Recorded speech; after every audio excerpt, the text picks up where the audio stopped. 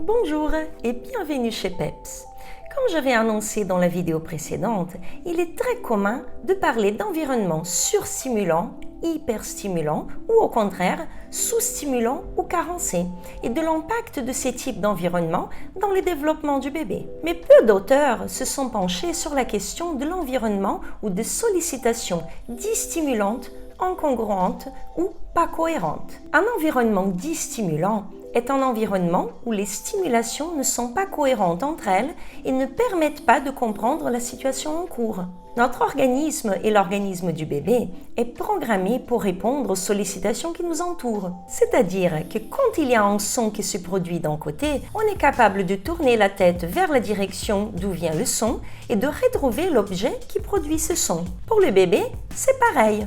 Regardez cette petite vidéo. Essa voz, eu conheço essa voz. Eu conheço a voz da mamãe.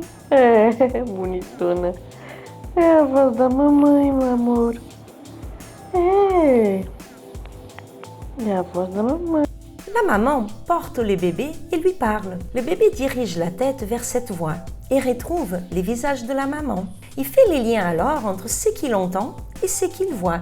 Mais aussi, il retrouve l'odeur de sa maman, sa manière de le porter, de le toucher, la peau de la maman, son sein. Tout prend sens à ce moment et la situation est optimale. Cette cohérence est présente dans d'innombrables situations. La personne qui est en lien avec les bébés est perçue par plusieurs modalités sensorielles en même temps. C'est pareil pour les objets. Cette cohérence permet au bébé de comprendre son environnement et d'anticiper les situations, car elles se répètent. Et en étant cohérentes, elles ont des caractéristiques communes. Mais aussi, cela permet de créer un lien sécure, puis d'apprendre. Vous vous êtes probablement déjà retrouvé dans une situation distimulante, avec un groupe d'amis, quand plusieurs parlent en même temps et vous ne savez pas où vous diriger. Un objet qui ne correspond pas à son odeur habituelle, un stylo supposé être vert et qui écrit en rouge. Dans les cas du bébé, cela peut avoir des effets très néfastes, beaucoup plus que dans les cas de surstimulation ou de sous-stimulation. Quand il n'y a pas de cohérence, c'est difficile pour le bébé de faire ce travail et de se stabiliser émotionnellement. Par exemple, quand les papas et la maman sollicitent le bébé en même temps, chacun d'un côté. Où dois-je regarder, se demande-t-il.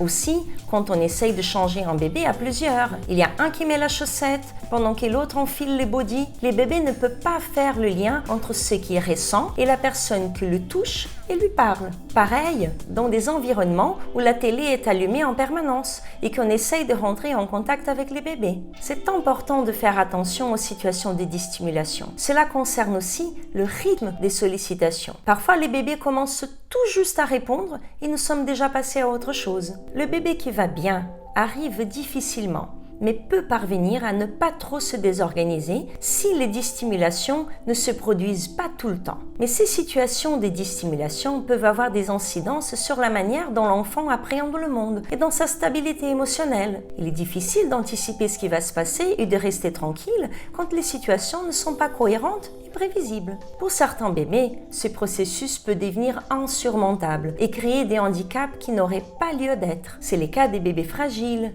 des bébés nés prématurément ou avec une autre difficulté quelconque. Mais ça sera le sujet d'autres vidéos. À bientôt!